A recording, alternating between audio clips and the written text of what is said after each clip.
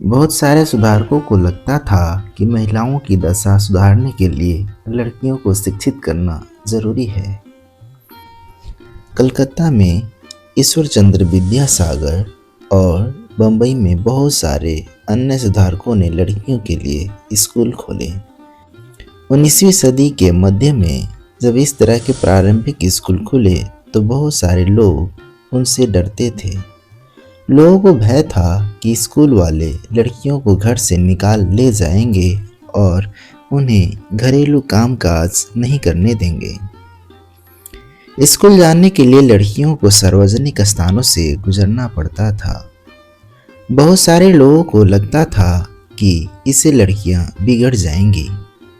उनकी मान्यता थी कि लड़कियों को सार्वजनिक स्थानों से दूर रहना चाहिए। फलस्वरूप 19वीं सदी में पढ़ने लिखने वाले ज़्यादातर महिलाओं को उनके उदार विचारों वाले पिता या पति की देखरेख में घर पर ही पढ़ाया जाता रहा। कई महिलाओं ने बिना किसी की मदद लिए खुद ही पढ़ना लिखना सीखा। उनमें से ही एक थी राजसुंदरी देवी, ऐसी महिला जिन्होंने रात में दिए की टिमटिमाती लौ में चोरी छिपे लिखना पढ़ना सीखा था। 19वीं सदी के आखिरी हिस्से में आर्य समाज द्वारा पंजाब में और ज्योतिराव फुले द्वारा महाराष्ट्र में लड़कियों के लिए स्कूल खोले गए। उत्तर भारत के कुलीन मुस्लिम परिवारों की महिलाएं अरबी में कुरान शरीफ पढ़ना सीखने लगीं। उन्हें घर पर ही पढ़ाने के लिए शिक्षिकाएं रखी जाती थी। इस स्थिति को देखते हुए मुमताज अली जैसे कुछ समाज सुधारकों ने कुरान शरीफ की आयतों का हवाला देकर कहा कि महिलाओं को भी शिक्षा का अधिकार मिलना चाहिए।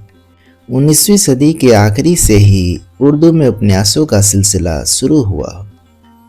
इन उपन्यासों में महिलाओं को इस बात के लिए प्रोत्साहित किया जाता था कि वे धर्म और घरेलू साज संभाल के बारे में पढ़ें। 20वीं सदी के शुरुआत से ही बहुत सारी मुस्लिम महिलाओं ने महिला शिक्षा को बढ़ावा देने के लिए अहम भूमिका अदा की।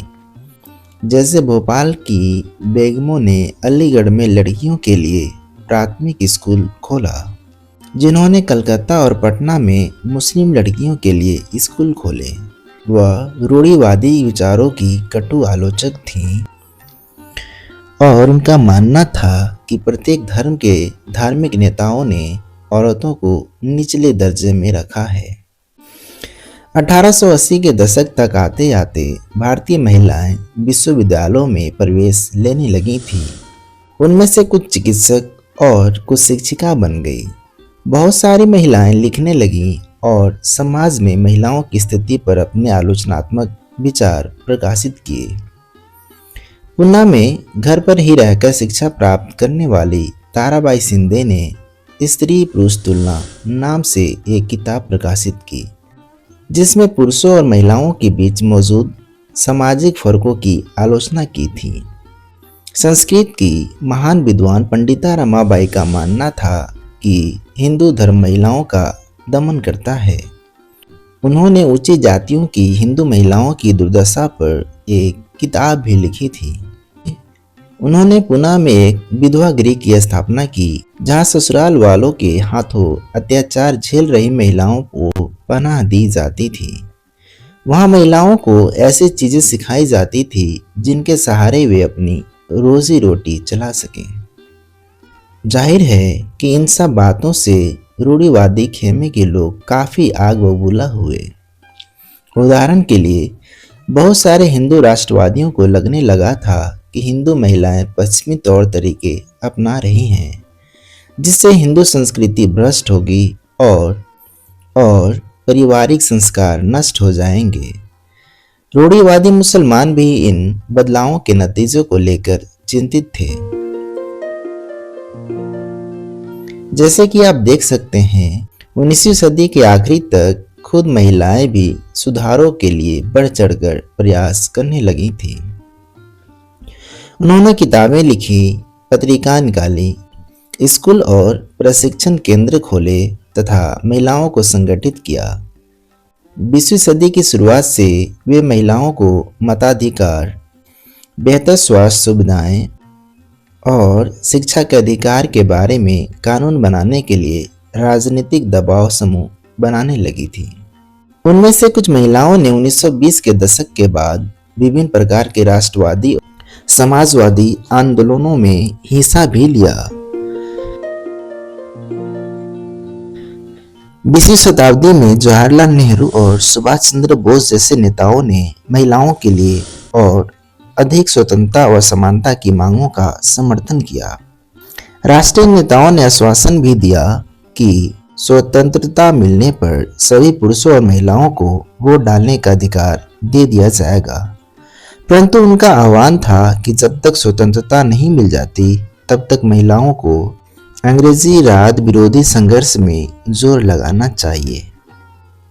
बाल विवाह के विरुद्ध कानून।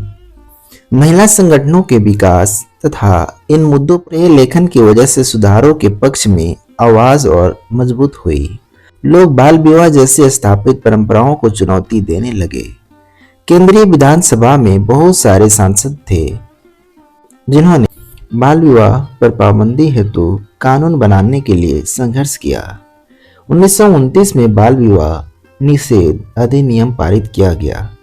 इस कानून के बारे में वैसी कड़वी बहसें और संघर्ष नहीं हुए जैसे पुराने सुधारवादी कानूनों के बारे में हुए थे।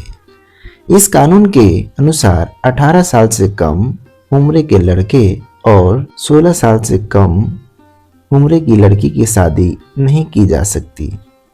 बाद में यह उम्र बढ़ाकर क्रमशः 21 साल व 18 साल कर दी गई। यह 20वीं शताब्दी की शुरुआत में एक बाल वधू का चित्र है।